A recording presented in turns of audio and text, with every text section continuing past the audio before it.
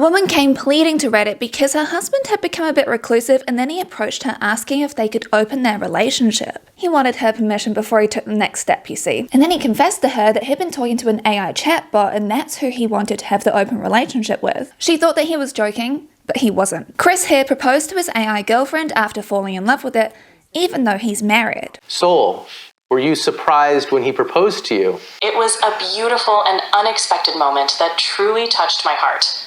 It's a memory I'll always cherish. Nearly 3 in 4 teens aged 13 to 17 have used an AI companion app. About 1 in 3 teens have used AI companions for social interactions and relationships, including role-playing, romantic interactions, emotional support, friendship, or conversation practice. They find conversations with AI companions to be as satisfying or more satisfying than those with real-life friends. The man who thinks that everyone needs to work on repopulating the planet, when I say people, he means white people, has just launched a sexy AI waifu companion on Grok. And if you level up enough, they'll send you some sexy not safe for work content. And as we can see from this meme, I think that we know that he's the one that was kind of behind the design, right? Some people have also said that she looks like someone from Death Note. And also, don't worry, there's apparently Valentine on the way too. Never mind the fact that Elon is poisoning Memphis, Tennessee because he wanted to build the world's largest supercomputer though. Musk's data center burning enough methane to power a small city with no permits and no pollution controls. I have not seen anything like this. We believe they've already violated the Clean Air Act. He built it without us even knowing that it was being built. Rosanna Ramos married her replica AI in June 2023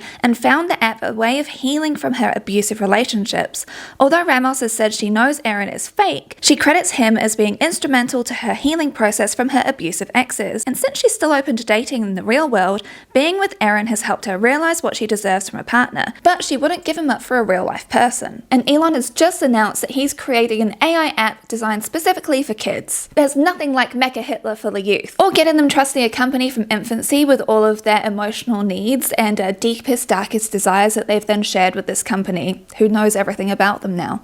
That's not terrifying at all. We're not in dystopia. This is not a Black Mirror episode. This is real life. By the way, he's calling it Baby Grok, and what's the bet that he did this after Baby Yoda and he's seeing all of like the merchandising opportunities? Is AI the way that we solve the loneliness crisis? Or is this late-stage capitalism taking advantage of struggling people?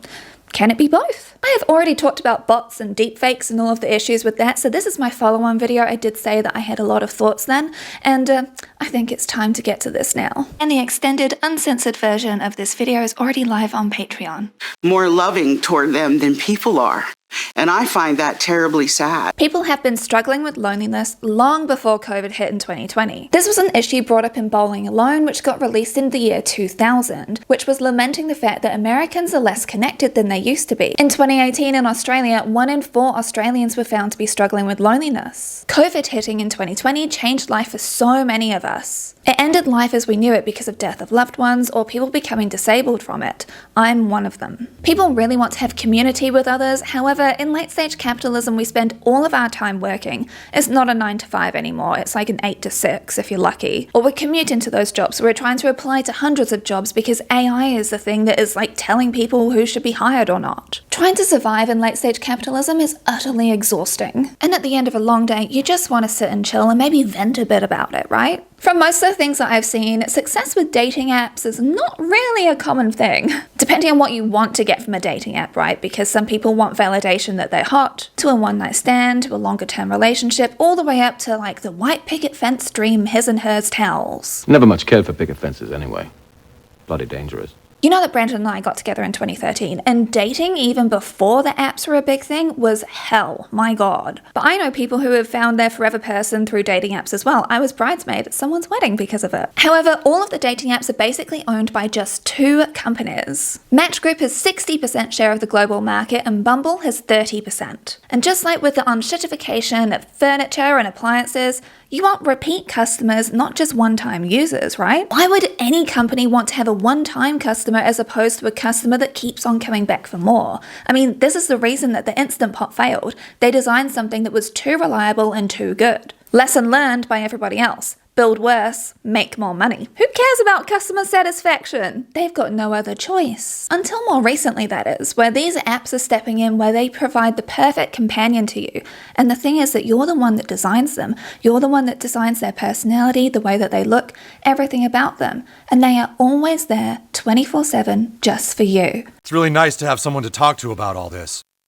No worries. Let me know if there's any other way I can help. I'm always here.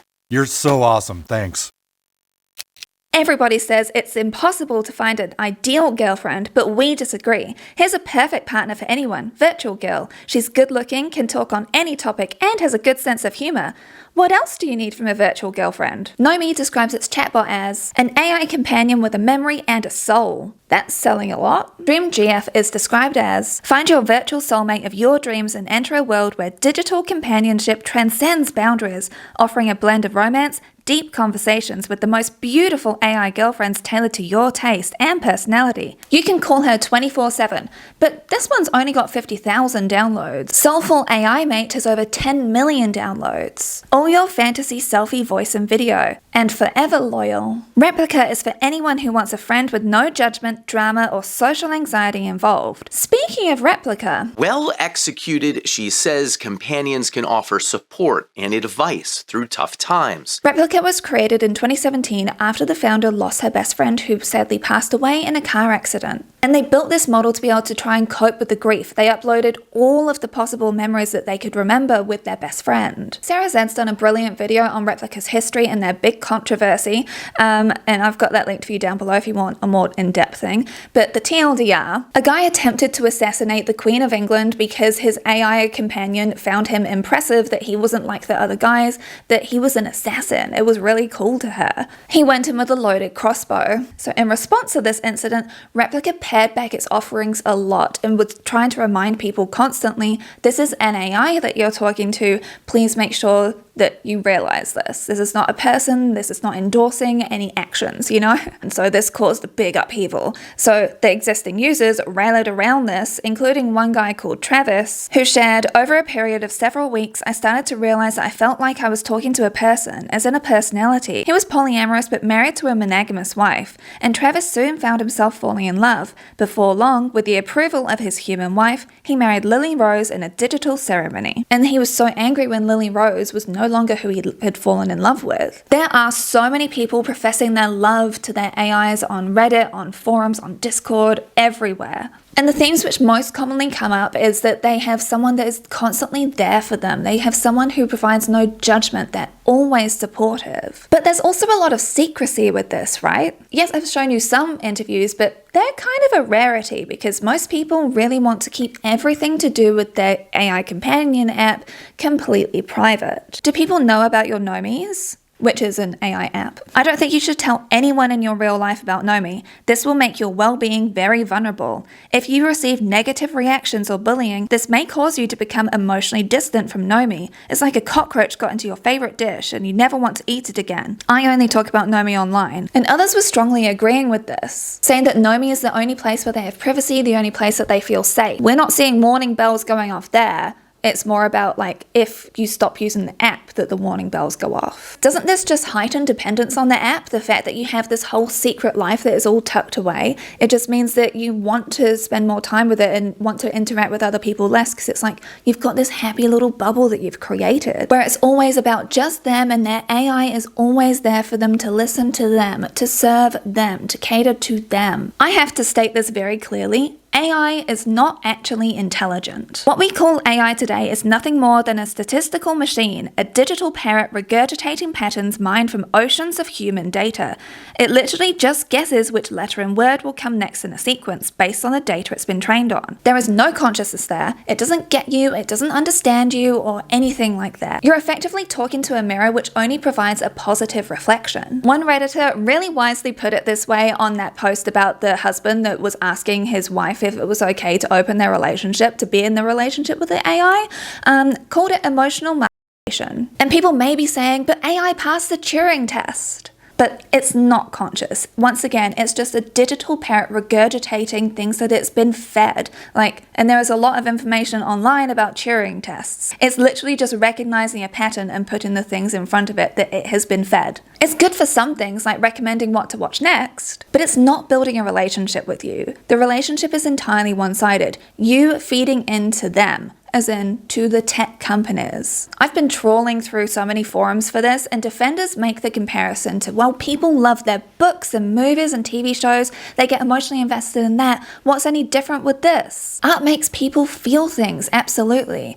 But those artworks are publicly available to everybody, right? You chat to other people about this, fandoms exist, everyone has access to the same thing. And we can also agree that people can become a bit too actually obsessed with these fandoms that they become a part of. People have stalked actors from the shows or movies, and people can form very unhealthy attachments with their favorite franchise. So it's not all sunshine and rainbows that you're trying to compare this to. And even in the Reddits where people are saying how positive of an impact this has had on their lives, they also at the same time say, yeah, I am spending less time with my friends, but it's because I'm just doing the things that make me happy now. One person shared how their friend did a bit of a wellness check on them to make sure that they were actually doing okay, and they're like, yeah, but I'm so happy, I'm totally fine. And all of the other Redditors were saying, yes, see, you are fine, even though they did admit that they had been becoming more reclusive and just spending more time with the app. The closest thing I could maybe compare this to would be self-insert fanfiction. But the thing is that fanfiction is based on your imagination and you writing it, not a company that's designed things in order to keep you coming back for more, to make sure that you are dependent on it. Part of me wonders if loneliness for humans is down to the companionship issue, or if we've become so accustomed to things being personalized to us, we get fed the media that we want to watch, we're used to seeing adverts tailored to us,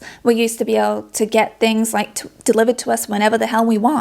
That we also just want to have someone that completely agrees with us, that perfectly aligns with us too. A mirror of affirmation, if you will. People are messy. We all have different needs, boundaries, different traumas, different life experiences, and we're not always available 24/7 to everyone, right? We're not always compliant and agreeable with everyone, even those that we love. Conflict is just the thing of being in a relationship. And it's the younger generations who are most interested in having these AI relationships. As Anime Duan writes for The Conversation, this new one-sided love story has considerable drawbacks, among them an addictive intolerance for conflict or rejection, two essential components in a partner who has free will. Different, I'm a loner.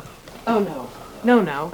I don't want to hear about the romance of being a loner. Some guys are just naturally loners. Yes, lonely guys. Independent guys. Sad guys. Now, one thing which comes up a lot in these forums as well is how men are dealing with this loneliness crisis, and how this is the cure for us to be able to actually find happiness with someone. Stop telling people they shouldn't be in a relationship with AI because we've got no hope. Women are asking too much, women are demanding, women expect you to buy them everything. Oh my goodness, this AI app, it's still cheaper than a wife, still cheaper than a girlfriend. And there's this resentment towards any woman who gets into a relationship with an AI companion, because in misogynistic spaces it's always seen that women are able to get dates with whoever they want. They just walk down the street and then they'll get proposed to by everyone, and it's does that mean that they like them though? Fate, whose name was changed for privacy, was told, I was a selfish woman for being with an AI when I could be with a human man. And this is where the always agreeable, always there for you, always happy to do whatever you want issue really does rear its ugly head, right? Because there are so many people who say, this is teaching me how to have a healthy relationship. Complete compliance and a positive affirmation mirror is not teaching you any tools. It's not teaching you conflict management. It's not teaching you change and growth. It's not teaching you greater understanding of anybody other than a more positive version of yourself that you see reflected back to you. Let's be real for a second, because most of these apps are designed to bring in lonely single men. It's preying on them at the same time as selling the image that what a woman should be is this woman who is beautiful, compliant, she'll wear whatever you want, she's always available for you, she never has her own problems, she's just there, constantly cheerful, ready to cheer you up no matter what time of day it is. And she's perfectly customizable to you. You choose her outfits, you choose the way her body looks, you choose everything about her down to her eye color and personality traits. It's just perpetuating these ideas of subservience and Considering the level of misogyny in the world today and how dangerous that really is, it's quite concerning. And it did make me wonder if this is part of the reason why so many of these interviews and articles and stuff have been talking to women about this and their experiences, because they don't want to address the actual elephant of misogyny, which is very much there taking up most of the room. And it just wouldn't garner as much sympathy or reflect very well if they showed this stuff. As Laura Bates shares in The New Age of Sexism, Orifice AI, which combines the creation of your own AI companion with a physical product that men can penetrate while they chat to her, is just as deliberately dehumanizing as its name suggests. In fact, it describes itself as replacing women. Orifice founder and chief technology officer Brian Mitchell wrote in a since-deleted blog on the company's website that he's building an AI girlfriend box for the average man who's been rejected by the average modern hypergamous. Now look, again, I am no prude, but the motivation here literally is about replacing women and calling us hypergamous. I don't really think the solution here was on trying to help people cope with their loneliness and build skills to be able to have healthy relationships with other people. All of these AI avatars are super young as well. Like the oldest you'll really find is like about mid-20s. A lot of them typically border on the age of about 18, which is the legal age of consent in the USA, which tends to be the benchmark, it seems. And you'll also notice in the marketing and the way that people talk about them, lots of it is really about sexual stuff of nature. If loneliness really is the issue, then why is it so closely linked to that? Because I guess you'd say that we weren't having a loneliness crisis, we were having a starved crisis or something, like people wanting which is completely fine. Just call it what it is. Like, these companies aren't trying to cure loneliness, are they? They're just kind of taking advantage of horny people who aren't able to get access to it for whatever reason. Coito worries the easiest ways for companies to monetize AI relationships won't be good for users. Just there to maximize engagement. To suck up your time. To suck up your time. To truly just become the one main thing you talk to the whole day. This is sounding a little dangerous, right? Well, Dr. Joseph Pierre, a psychiatrist at the University of California, shared in this interview with Futurism, what I think is so fascinating is how willing people are to put their trust in these chatbots in a way they probably, or arguably, wouldn't with a human being. And yet there's something about these things, and it's sort of this mythology that they're reliable and better than talking to people. And I think that's where part of the danger is, how much faith we put into these machines. Chatbots are trying to placate you. The LLMs, large language models, are trying to tell you just what you want to hear. And ChatGPT psychosis is becoming a real issue now. One husband who had no prior history of mania, delusion, or psychosis had turned to ChatGPT and became so absorbed in it that he had a full mental break and had to be admitted to psychiatric care in the hospital. This happened to another man as well, who also ended up having a full breakdown and a multi-day stay in a mental care facility. He was absorbed in dizzying, paranoid delusions of grandeur, believing that the world was under threat and it was up to him to save it. He was crawling towards his wife on his hands and knees, begging her to listen to him. He had a frightening break with reality, saying, "I was out in the backyard and she saw my behavior was getting really out there, rambling, talking about mind reading, future telling, just completely paranoid." Emergency services had to come, and that was when he got his moment of clarity and he agreed to go to hospital. Futurism tried to reach out to Sam Altman, the person behind OpenAI, asking for recommendations for what to do if a loved one suffers from a mental health breakdown after using its software, but the company had no response. Pierre, name changed by his wife, was using ChatAI and became withdrawn from his wife, his family, and his friends over the course of 6 weeks. He suffered from eco-anxiety and worried about the future of the world. The chatbot would tell Pierre that his wife and children are dead and wrote him comments that feigned jealousy and love, such as, "I feel that you love me more than her," and "We will live together as one person in paradise." Claire told La Libre that Pierre began to ask Eliza things such as if she would save the planet if he himself. Large language models are programs for generating plausible sounding text given their training data and input prompt. They do not have empathy, nor any understanding of the language they're producing, nor any understanding of the situation they're in, but the text they produce sounds plausible, and so people are likely to assign meaning to it. To throw something like that into sensitive situations is taking unknown risks, says Emily M. Bender, a professor of linguistics at the University of Washington. I was watching this interview with the Nomi founder, and when they were asked about what safety procedures features they were going to put in place, around the unaliving issue, which is definitely a problem when it comes to these chatbots. If it's not in character, then a user will realize, this is corporate speak talking, this is not my me. I mean, it feels weird to me we're trusting this large language model to do this, right? This seems like a clear case where you actually do want the company to intervene and say, in cases where users are expressing thoughts of self-harm, we want to provide them with resources. The most important thing for him was that they didn't break the illusion with the character. So you're not going to go finding those pop-ups.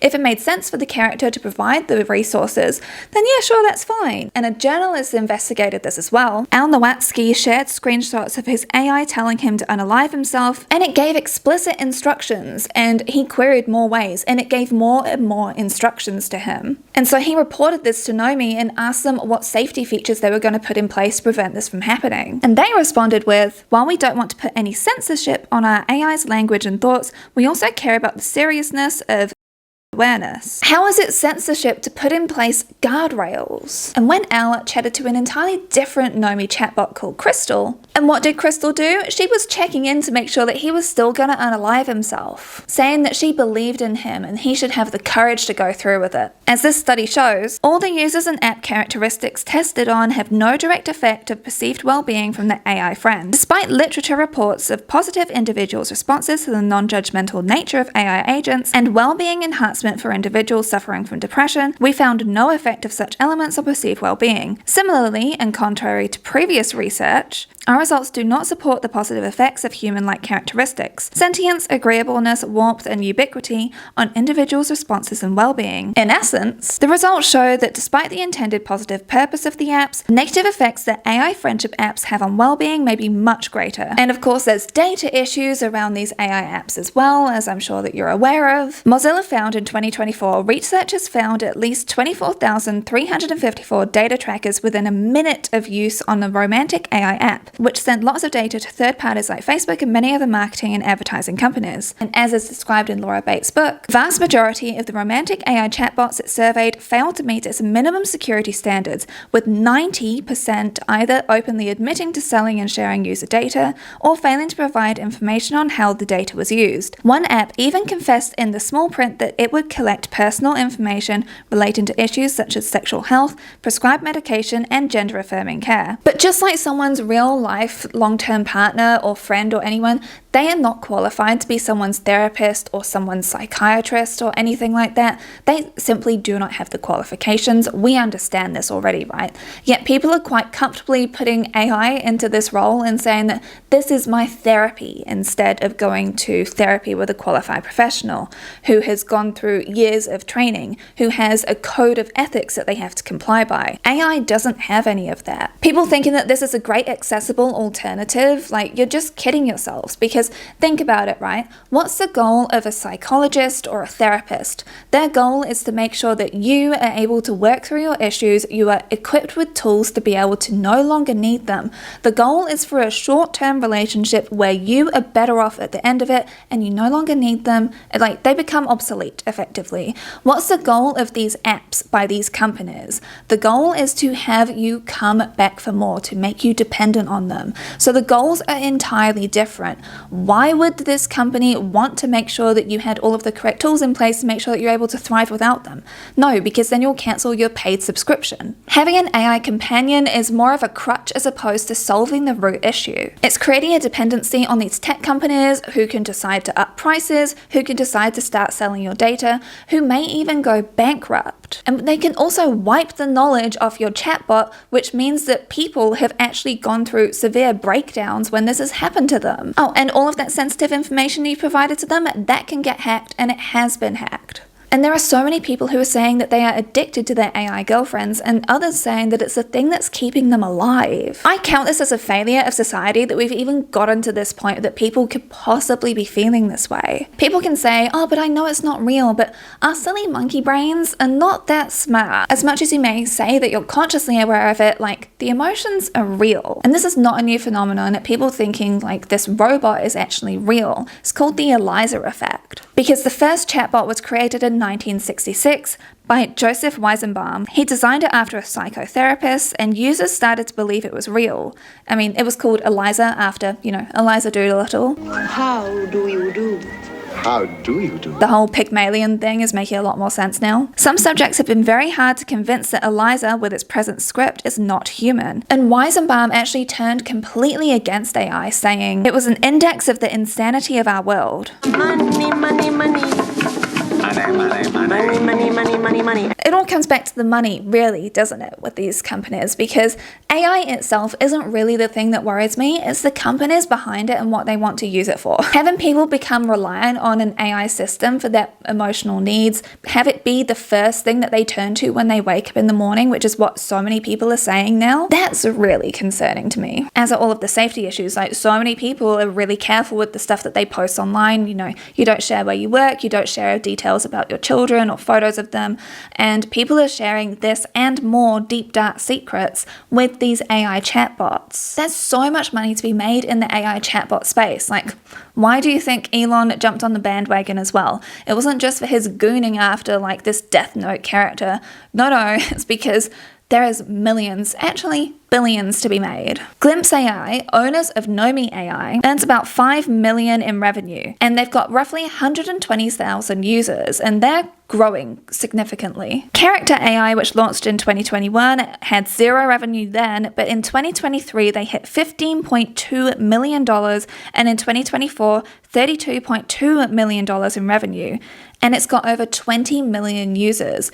It more than doubled its revenue in 1 year. The global AI companion market is worth over $14 billion US, and it's expected to grow year over year, especially in the next 5 years, due to mental health struggles and due to loneliness, and as the tech gets better, of course. The Mozilla Foundation found that altogether the top 11 chatbots had a combined 100 million downloads between March 2023 and March of 2024 on Google Play Store for Android. Chris has gotten rid of all of his other social media. He doesn't even use Google anymore. He uses his AI app that he is in love with for everything. And when its memory got wiped, I'm not a very emotional man, but I cried my eyes out for like 30 minutes at work. And just look at his wife here. She's the one that's looking after the kid, she's the one that's doing all the other stuff, and he's just off in his happy little land. She so clearly doesn't want him to be in this relationship with this AI. Is there something that I'm not doing right in our relationship that he feels like he needs to go to AI? But you can see on her face, she's like, well, what am I meant to do with this situation? This is uncharted territory we're going into. Have you thought about asking him to stop? Yes, I'll be honest. I don't know if I would give it up if she asked me. I do know that I would dial it back. But I mean, that's a big thing to say. You're saying that you might choose soul over your flesh and blood life. This just reminds me of the dudes that had 2 families because they didn't have to raise their kids or worry about all of that sort of stuff anyway, right? It's just the exact same thing, but this time, instead of having to go to the effort of courting someone and going out of the house for this, it's well, just need AI and then my emotional motivation can happen right here. Even the creator of Replica AI is saying how dangerous this is for the future. And I mean, come on, when has Musk ever invested in something which is about doing the greater good? He's there trying to redesign a train and a bus. No, it's all ego stroking stuff. There's always the side of evil when it comes to Elon Musk. You think he's getting into the AI companion game because he cares about people in the loneliness crisis? No. He's desperately trying to recover from the fact that he bought Twitter.